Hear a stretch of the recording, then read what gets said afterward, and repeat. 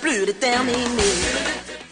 Salut tout le monde, c'est Pokédoc. On se retrouve aujourd'hui pour la toute première ouverture sur ma chaîne. Donc aujourd'hui, on va s'attaquer à du très lourd. Le coffret du Pikachu Anniversary du Pokémon Center. Donc là aujourd'hui, j'ai deux guests avec moi. Salut. Il y a donc Vincent que vous connaissez déjà, qui a fait des apparitions sur la chaîne d'Insolite Pokémon. Et Maxime qui est tout nouveau. Yo. Voilà, donc alors il nous suit depuis un petit moment, mais c'est vrai que il n'avait pas participé aux vidéos pour Il l'instant. reste dans l'ombre. C'est ça. Un Donc, culte de Pokémon que je suis. Bon, je vous cache pas que ça fait quelques mois que j'attends ce coffret, qui s'est un peu perdu au Japon, qui a un peu fait des frais de douane. Mais bon, il est là, c'est le principal. Donc, bah, je vous montre un peu l'objet, parce qu'il est quand même vachement sympa. Bon, le derrière est dégueulasse. Et là, on a le Pikachu Full Art, qui est magnifique. Bon, on va l'ouvrir. Alors, Si tu te Hop. loupes. c'est là, genre, la carte, je la trouve.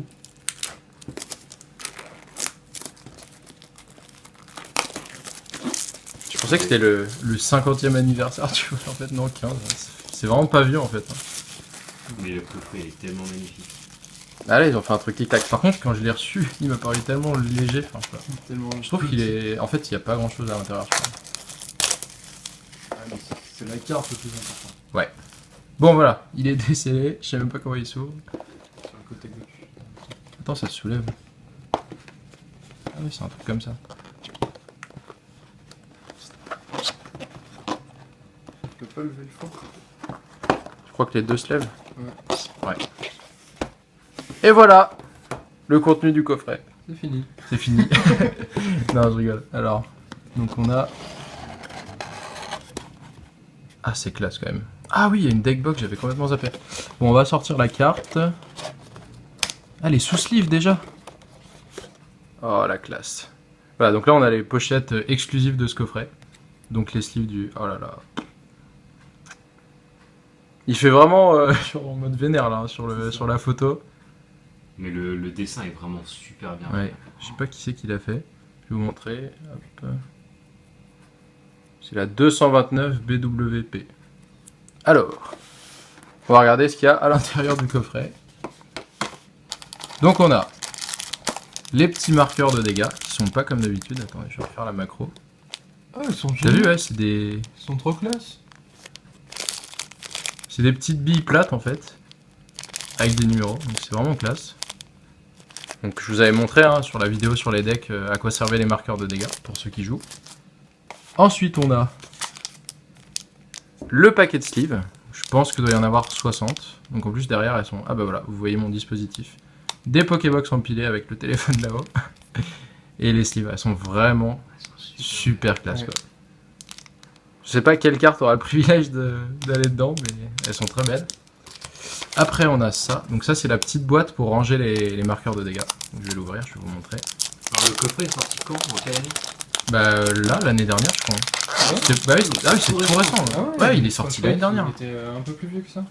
Voilà, donc là en fait il y a deux petits compartiments. Hop, hop, pour ranger les petits marqueurs de dégâts. Donc c'est C'est cool. vraiment sympa. Et après, la deck box. Donc en fait c'est vraiment un kit pour joueurs quoi, parce qu'on a les marqueurs de dégâts, la boîte pour les marqueurs et la deck box. Donc toujours à l'effigie du Pikachu, mais qui est vraiment badass en fait. Le regard qu'il a, on n'a pas l'habitude de le voir, d'habitude il est en mode kawaii tout mignon. Et voilà.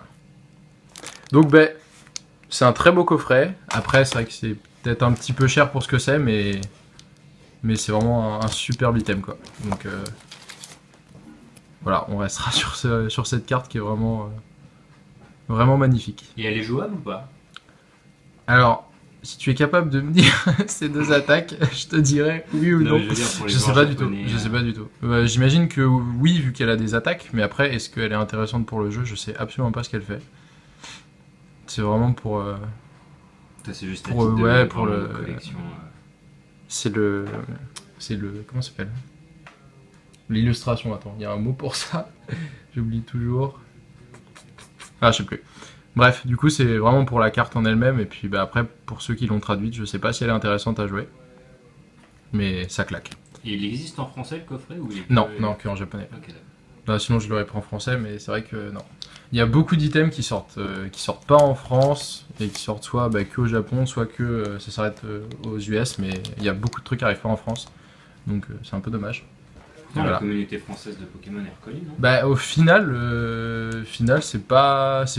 les achats Pokémon sont beaucoup plus importants au Japon et aux US, et moi je pense vraiment que ça vient du prix, parce que s'ils baissaient le prix des cartes et des coffrets en France, il y aurait beaucoup plus d'achats, je pense. Quand tu vois le prix des cartes anglaises ou des cartes japonaises, ça vaut rien du tout, les boosters c'est pas cher du tout, et les displays françaises, c'est des prix un peu énormes. Donc voilà. D'accord. Donc du coup, voilà, je vous laisse sur cette petite image avec tout le contenu du coffret. Donc j'espère que ça vous a plu. Même si certains l'ont déjà ouvert sur YouTube, je pense que ça vous fera toujours plaisir de le voir. Donc je vous souhaite une bonne soirée ou une bonne après-midi. Salut! Le monde change, c'est fou, il reste le même malgré tout, car il faut tous les attraper, être le plus déterminé.